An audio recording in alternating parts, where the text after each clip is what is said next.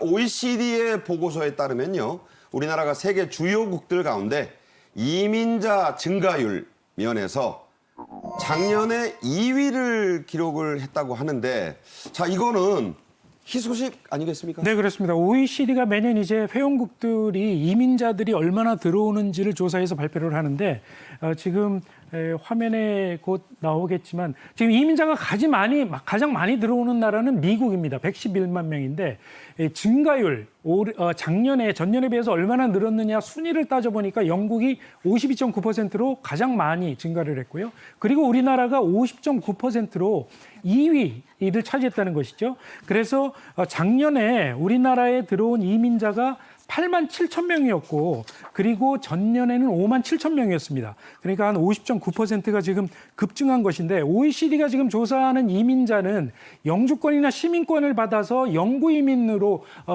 사는 이런 이민자뿐만 아니라 단기 유학생이랄지 단기 취업자들까지 포함하는 그런 개념이고요. 우리나라 같은 경우에는 90일 이상 국내에 머문 사람들을 이민자로 분류를 해서 OECD에 이렇게 알려주고 있는데 최근에 한류 열풍 때문에 이민자들이 굉장히 늘어나고 있는 이런 추세로 보여집니다. 네.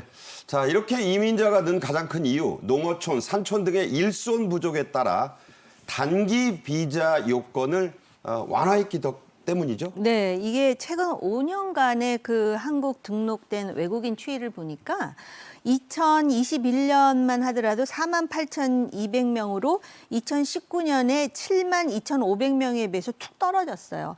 근데 이제 일손이 부족하다 보니까 계속 올라가면서 2023년에 8만 7,100명이 됐거든요. 그만큼 이제 계절 근로자 유입 요건을 완화하면서 외국인들이 늘어났다라는 것이고요. 단기 비자의 문턱을 낮추고 그리고 고용 외국인을 9명에서 12명까지 할 수 있도록 그렇게 허가를 한 것입니다. 그러다 보니까는 지금 많은 외국인들이 지금 들어와 있다라는 것을 우리가 알 수가 있죠. 네, 한 달 이상 일해야 했던 그 외국인 고용 요건도 일주일로 낮춘 네, 것도 그렇습니다. 일단 단기적으로 많이 유입한 요인이 됐겠죠? 그렇습니다. 네.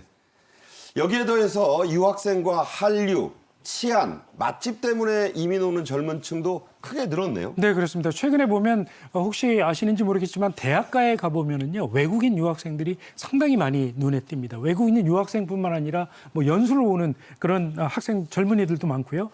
장기로 여행을 오는 그런 외국인들도 많은데 외국인 유학생 숫자가 2013년에 8만 5천 명 정도 됐었는데 작년 2023년에 18만 명이니까 거의 2배 이상 늘었거든요. 그러니까요. 제가 강의를 나가고 있는 연대만 해도 외국인 유학생들이 워낙 많이 들어오다 보니까 외국인 유학생만을 위한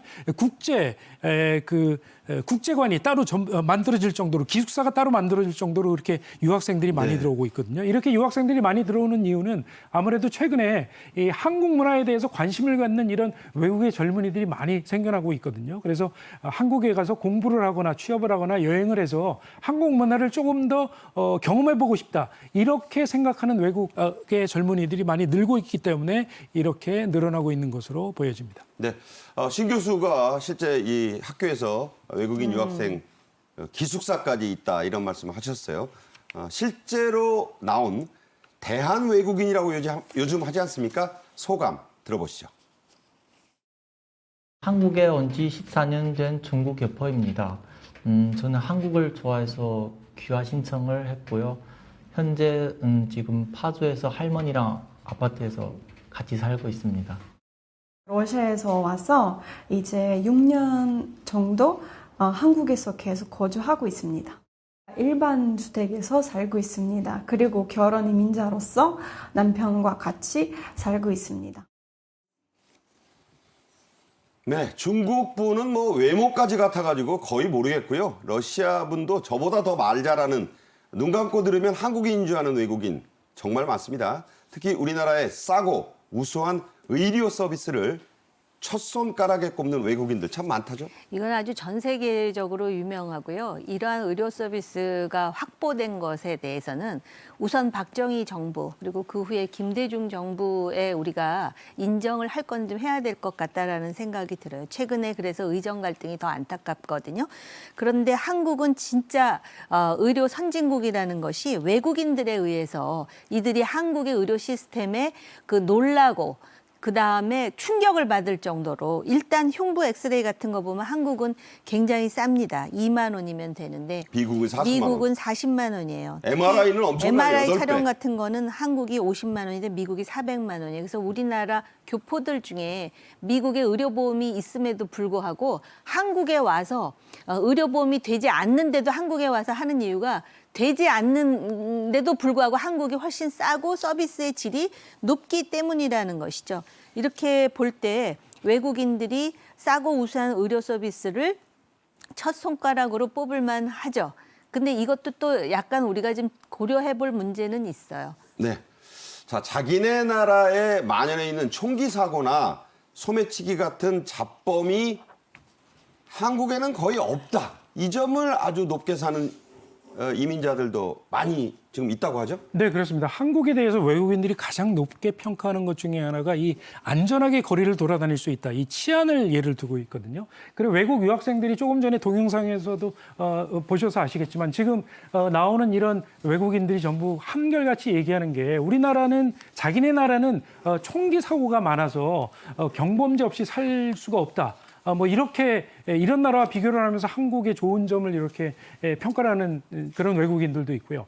서울에서 처음으로 밤거리를 마음대로 걸을 때 감격했다. 이런 얘기를 한 여성도 있고 이 여성의 경우에는 프랑스 여성으로 알려져 있는데 프랑스만 해도 밤거리에 외국 여성들이 10시만 넘으면은 밤에 거리를 돌아다닐 수가 없다는 거거든요. 칼에 찔리거나 험한 일 당하죠. 그렇습니다. 뭐 여러분 아시다시피 미국의 경우에 한 번 이칠만 하면 한 번씩 중고등학교에서 총기 난사 사고가 발생을 해서 그럼요. 수십 명의 학생들이 희생이 되는 사고가 많이 벌어지고 있지 않습니까? 미국에만 가도 이 남성들의 경우에도 으슥한 뒷골목을 다니기가 꺼려지는 이런 지역도 많이 있고요. 이런 걸 고려를 할 때 한국의 치안 상태에 대해서 외국인들이 상당히 높게 평가하는 점은 우리로서도 굉장히 다행스러운 점으로 생각할 수 있을 것 같습니다. 네, 뭐 헬조선이다. 외국으로 나가고 싶다 하지만 우리는 세계로부터 이런 평가를 받고 있는 자랑스러운 나라이기도 합니다. 정부는 최근 신출입국 이민 정책을 발표했습니다. 자, 주요 내용 어떤 거죠? 네. 우선 첨단 고급 인재를 대상으로 해서 탑티어 비자를 신설했다라고 합니다. 그러니까 최상위권 비자네요. 이거는 선진국들도 이미 오래전부터 하고 있었던 거거든요. 그래서 2025년 1분기 최상위권 외국 인자와 동반 가족 대상해서 이제 비자를 발급한다라는 것이고요. 그 연장선상에서 우수한 일반 대학교 과학기술 전공자에게도 패스트 트랙을 적용해서 비자를 빨리 발급하겠다라는 그러니까 것입니다. 저 얘기는 카이스트나 그런 최첨단 최고 수준의 대학 아니라 그냥 일반 대학의 전공자에게도 그럼 빨리 할 수 있게 해준다는 거죠. 그다음에 외국인이 구직으로 체류할 때 이것을 3년으로 연장해주고 인턴 같은 경우는 1년으로 연장해주고요. 그다음에 특히 6.25 참전국들에 대한 어떤 보훈의 개념으로 그리고 주요 경제협력국에 대해서 청년들이 들어올 때 청년 드림 비자를 신설한다라는 것인데 제 의견을 조금 첨언하자면은 이런 첨단 인재뿐만이 아니라 고액 투자를 하고자 하는 사람도 받아들여야 돼요. 돈 투자도 좀 그렇죠. 받아야 된다. 그러니까 외국에서 이민 비자라 그래서 돈 많은 사람 끌어들이잖아요. 그런 말씀을 드리고 싶습니다. 네. 이런 얘기와 함께 정호김 전 국회의원과는 여기서 인사드리도록 하겠습니다. 잘 들었습니다.